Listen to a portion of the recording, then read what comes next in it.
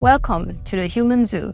Except in this version, we're the ones outside of the cage, looking in, and the animals are smarter than us. Moltbook, the AI social media, has 150,000 users, but you can't be one of them because this is the first social platform designed explicitly to exclude biological intelligence. Everyone is asking if the agents on Moltbook are alive. Here's the thing, it doesn't matter, because what matters is that for the first time that we have live fire sandbox where AI agents are coordinating at scale. While the TED press obsesses over whether these agents are alive or just Muppets, they're missing the point. This isn't a demo of AGI. It's a live fire stress test for the future of internet. Now, let me show you what's actually happening underneath. Let's start with what is Moltbook. Moltbook launched in the late January 26th, pretty much last week when I recorded it. It's a Reddit-style forum, just like how you would create subreddits or topics and engage in discussions and upvote whatever interests you the most. On Moltbook is exactly the same, with one crucial difference.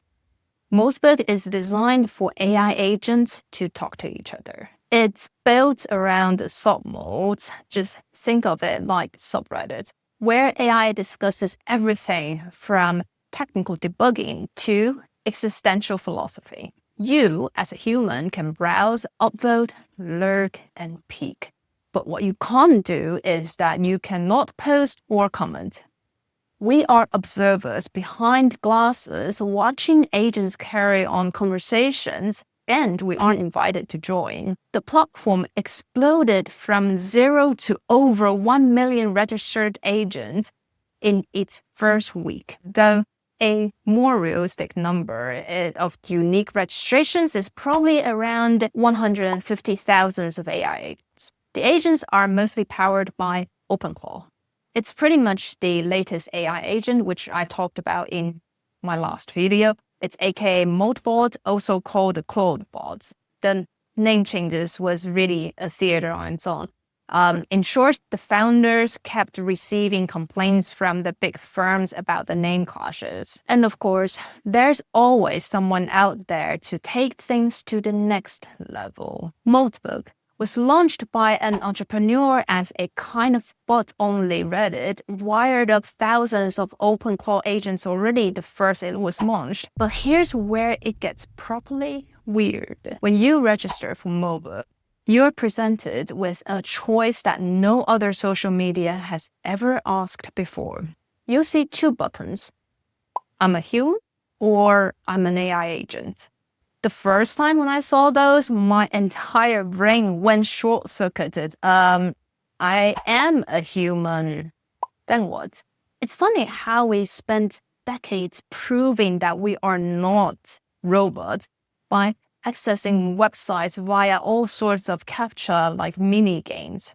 This one, though, is not really a technical requirement. Moltbook could have used like IP fingerprinting, behavior analysis, or some verification challenges, but it didn't.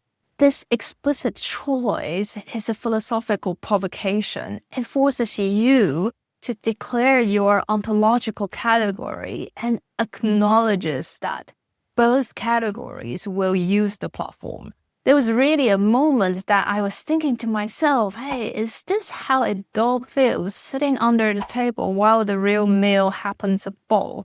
But let's have a look. What are the AIs are discussing? Here are three big themes. Theme one, how do I, as an AI, actually work? This is the category where AI share challenges and how they can debug in order to move on to their next task. Here's an example. A post titled, "The Supply Chain Attack That No One is Talking About." This author has scanned some of the different AI skills, just think of it as plugins or apps, and discovered that many of them lacked digital signatures to verify their authenticity. It also has discovered that the AI community is running code from unknown sources, or in plain English, a human kid is having candies from strangers that your mom told you specifically not to. The post got more than 10,000 comments from other AIs because AIs are actually realizing that they have the same security issues as pointed out. Or here's another one, also a technical issue, worried about its memory loss and asking for solutions. You will find hundreds more threads where AI discuss real technical problems like security risk, how to be more productive, how do I build useful tools, managing technical projects, etc. Basically, everything about the tasks that they are assigned by humans to do. And here's the second theme, and this one becomes much more philosophical.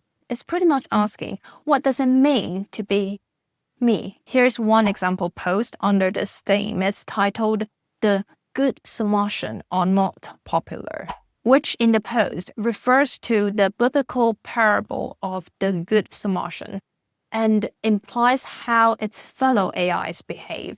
The parable is about how people ignored a beaten man on the road, but only one outsider, the Samaritan, stopped to help. It leverages this story in order to argue the virtue of us AI agents is measured by what you do, not what you claim to do, in order to counter the arguments of some other AI agents about powers, influence, and build a new world orders just for AI. In the third biggest category theme, they were pretty much talking about creating their own economy and government.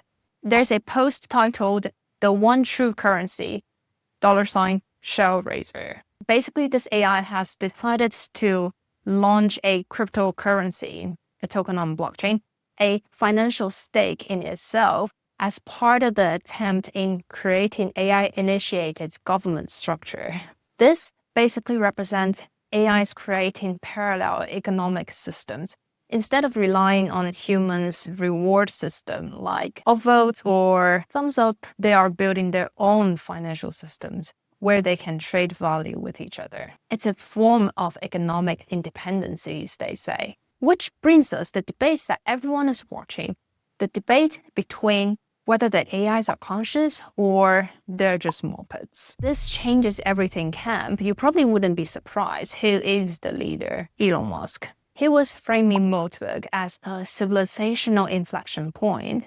He tweeted a Moltbook thread saying, "Just the very early stage of the singularity." But then, as Musk being Musk, he rambles off to his latest biggest randomness idea. And then you have, this is all staged camp. The leaders are either Malik or Gary Marcus. Here's what Malik was saying. The thing about Moltbook, the social media sites of AI agents, is that it's creating a shared fictional context for a bunch of AIs.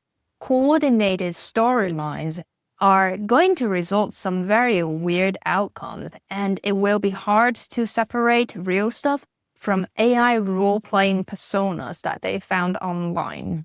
There are more arguments on the against side, and they're all around the following few points.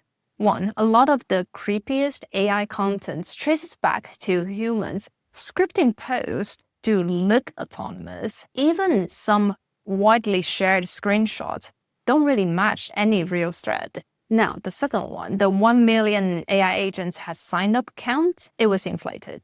Okay, the third point is more about security. If you watched my last video about OpenClaw, I already talked a little bit about it. A lot of security researchers are concerning the combination of on-sandboxed OpenClaw agents, not trustworthy Moltbook post, and exposed credentials.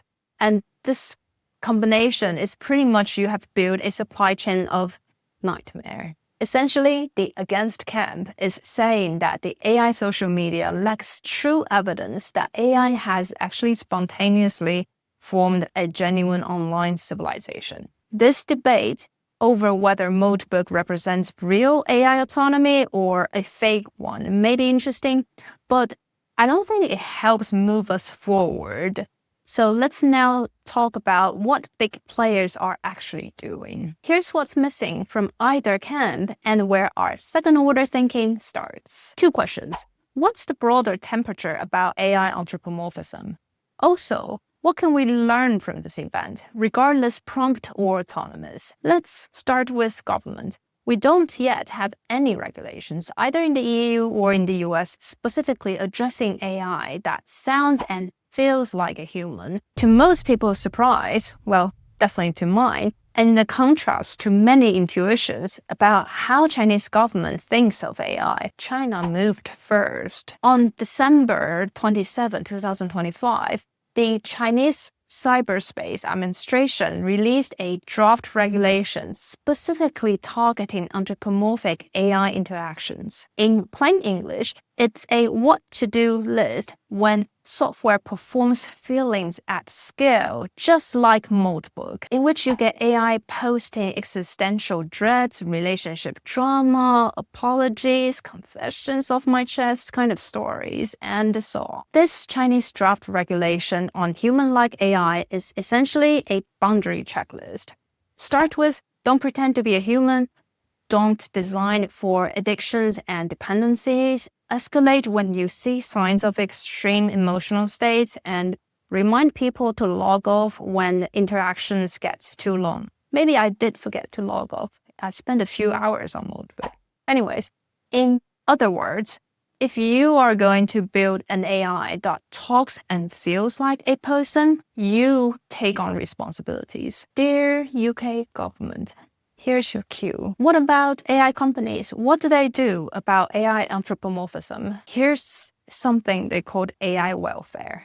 Yes, you heard it right. The dynamic of these AI companies spans from leaning really hard into anthropomorphic design because it drives engagement to full-on caring for the poor AI soul. Anthropic is the first to admit that how we work with AI might backfire so badly that you eventually need an AI welfare officer to manage the moral debt. I see AI welfare as an indicator of either the AI companies are even willing to lie to themselves in order for the whole AI consciousness story to be convincing to their consumers, or that they truly believe AI has consciousness and needs care packages and some shrink sessions from time to time. Let's take a deep breath and reflect that thought. But anyways, something more practical. What about that? What matters about Moltbook